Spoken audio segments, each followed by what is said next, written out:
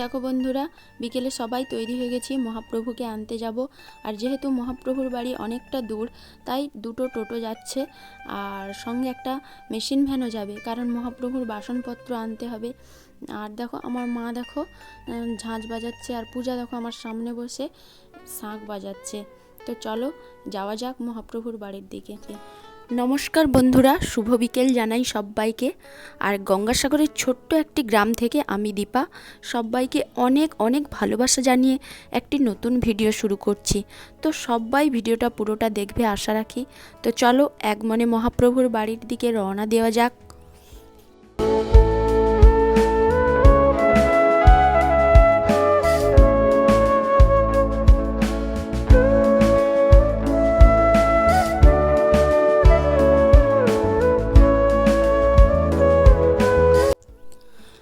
তো এবার দেখো আমরা মহাপ্রভুর বাড়িতে পৌঁছে গেছি।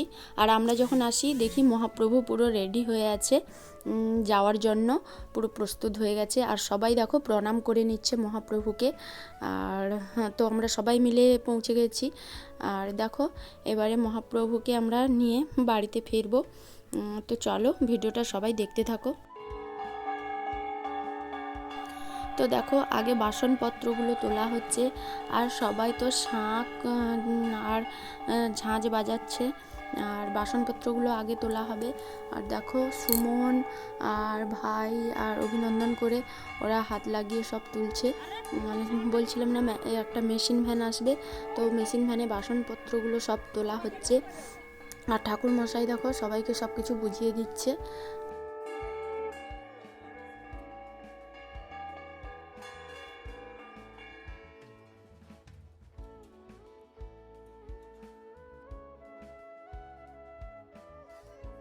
এবার দেখো মহাপ্রভুর পালকিটা সুমন আর ভাই মিলে তুলছে। আর সানতিদা দেখো সমানে মুখ চালিয়ে যাচ্ছে, সমানে কথা বলছে, একে বকছে ওকে বকছে। আর আমার মনে দেখো কেমন করছে এখানে দাঁড়িয়ে দাঁড়িয়ে। এবার সবাই মিলে মহাপ্রভুকে নিয়ে আনন্দের সঙ্গে আমরা বাড়ি ফিরছি।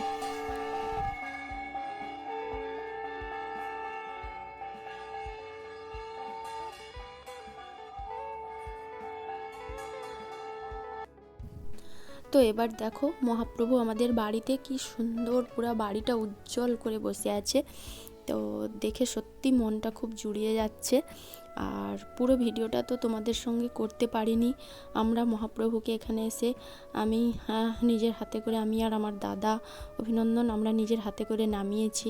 তো এই ভিডিওগুলো তোমাদের করতে পারিনি, আর সব ক্ষেত্রে করাটাও সম্ভব নয় ভিডিও, যেহেতু অনুষ্ঠান বাড়ি, তো সবাই ব্যস্ত থাকি। তো দেখো আমার ছোট মামিমা গোপালের জন্য কেক তৈরি করে এনেছে বাড়ি থেকে, গোপালকে ভোগ দেবে বলে। তো দিয়েছিল, তারপর নিয়ে সেখানে কাটাকাটি চলছে।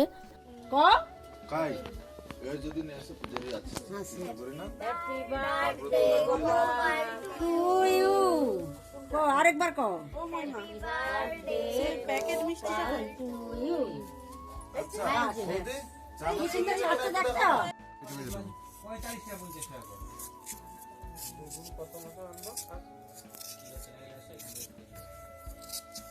তো দেখো বন্ধুরা, এবারে আমরা আনাজ কাটতে বসেছি, যেহেতু সকালে মহাপ্রভুর ভোগ রান্না হবে, তো তার জন্য প্রস্তুত করছি সব কিছু।